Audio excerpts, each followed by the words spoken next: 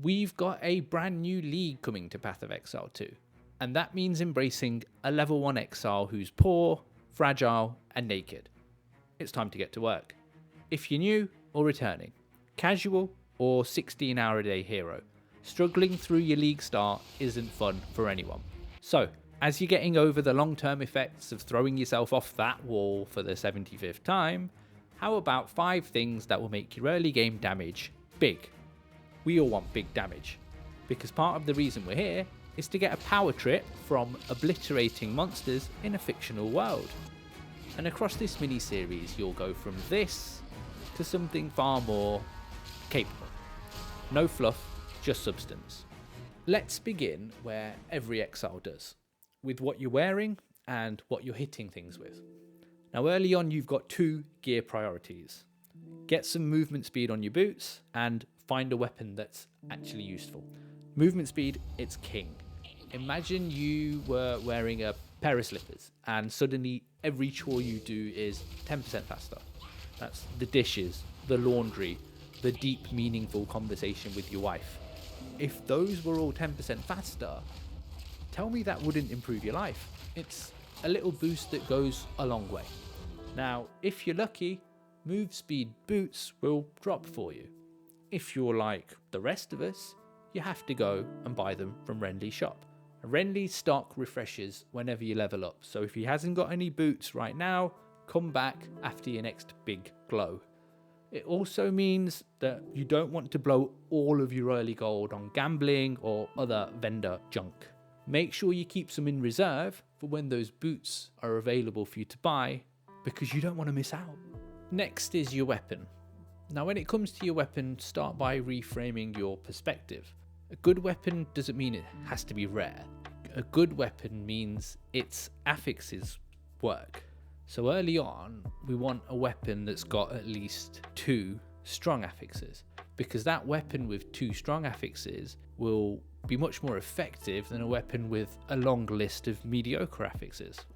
Of course, you can find or craft a weapon that's going to have more than 2 strong affixes, but early on in the game, the chances of that happening are pretty slim.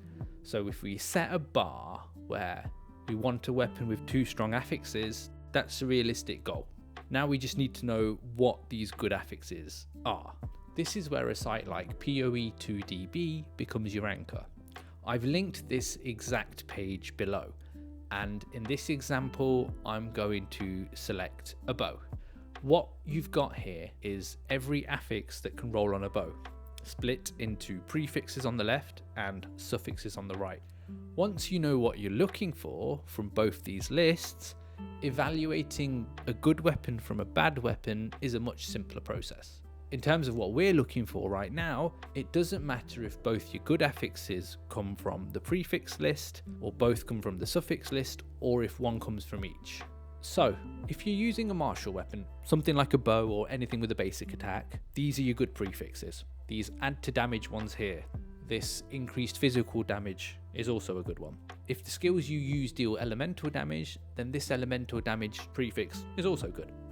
When it comes to your suffixes, plus level of skills and increased attack speed. Now if you're a caster, the philosophy stays the same, but the language changes. So the prefixes you want to go for are increased spell damage and gain damage as extra damage. Now, gain damage adds damage regardless of the base type. So, for example, we can add cold damage to a fire spell. These increased damage type affixes can be useful as long as they're matching the base type of damage you're inflicting. So in this case, increased cold damage isn't going to add damage to a fire spell, whereas it is going to increase the damage of a cold spell. For your suffixes, as a caster, plus level to spell skills and increased cast speed are really useful. With those principles locked in, let's start building on them by tuning your character for damage in the passive tree. Early on, your goals are straightforward. We want to increase our damage output and keep on moving away from that starting node. Attack damage, spell damage, elemental, physical, projectile, melee. If you see the word damage, you take that node. If there's a condition attached to the damage, like this increased damage on blinded enemies node, we'd ignore it. If you can't take direct damage, you'll probably have a choice of attack speed, skill speed, or cast speed, and go for one of those. By around your 10th point, you'll be outside this inner ring, and you will also have 2 notable nodes that provide some extra bonuses. At this time, you'll start to have a feel for your build and wipe the floor with anything that squares up to you. Now, it might sound illogical, but what you don't want to do right now is start making a well-rounded character, because the earlier you try this, the earlier things will slow down. So don't do it. Your goal is damage and getting towards that outer ring. To reach the next set of damage nodes, you might have to take a few attribute nodes first. If that's the case, take the attributes you need for gear or support gem requirements. Whilst you're moving towards that outer ring, pick up any damage nodes along the way to make sure that you're still improving your damage output.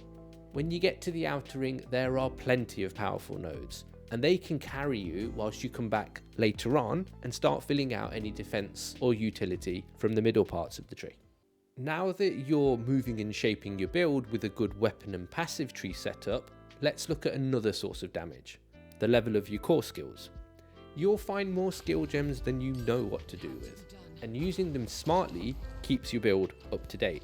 Before you even think about adding a new skill, go to the upgrade screen and check that your core abilities, the ones you use every fight, are leveled up as far as they can go. Each skill level provides a noticeable damage increase throughout the game, and early on it's no different. Every level adds power that you can actually feel.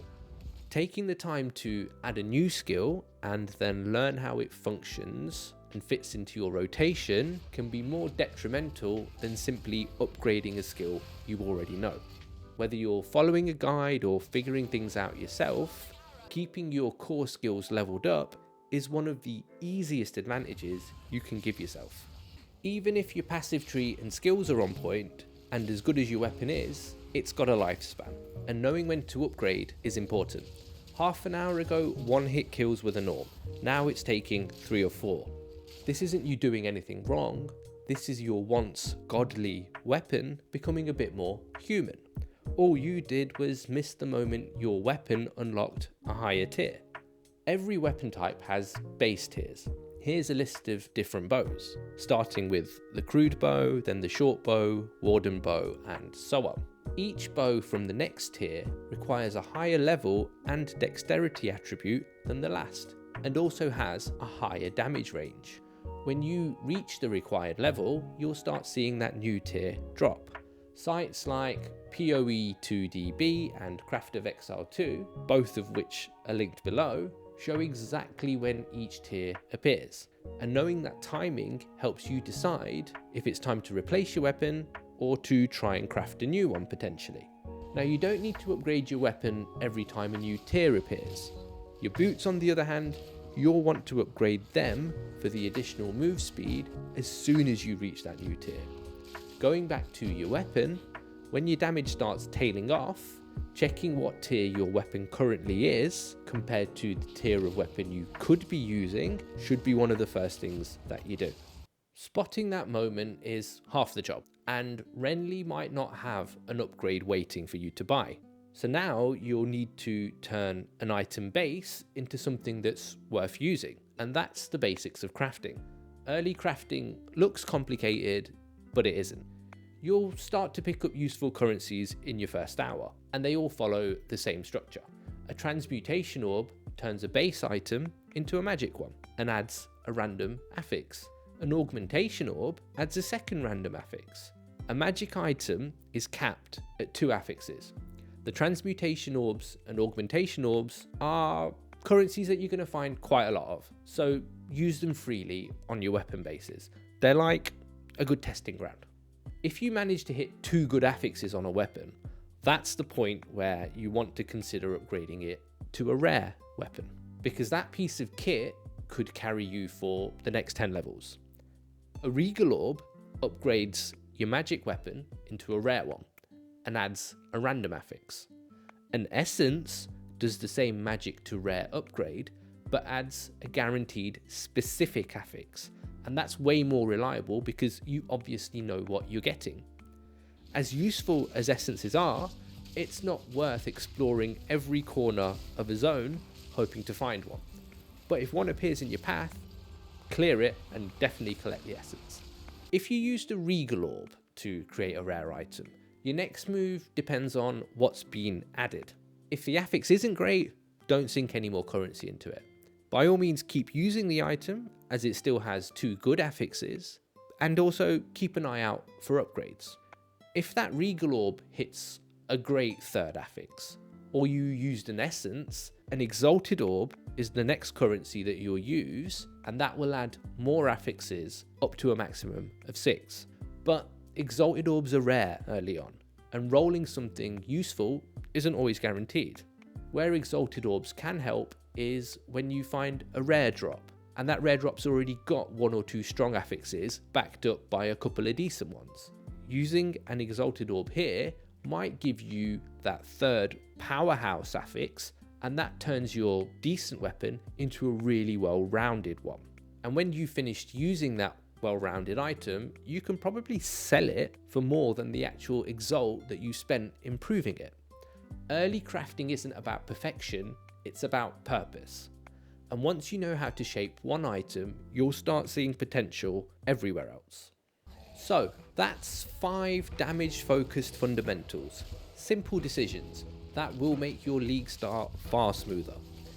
If you've got any feedback, positive or negative, please leave me a comment. If you want parts explained in more detail, I can talk about this game for hours. And anything you do say will really help me shape the next parts of this series. Thank you for watching. Part 2 is on the way, and good luck.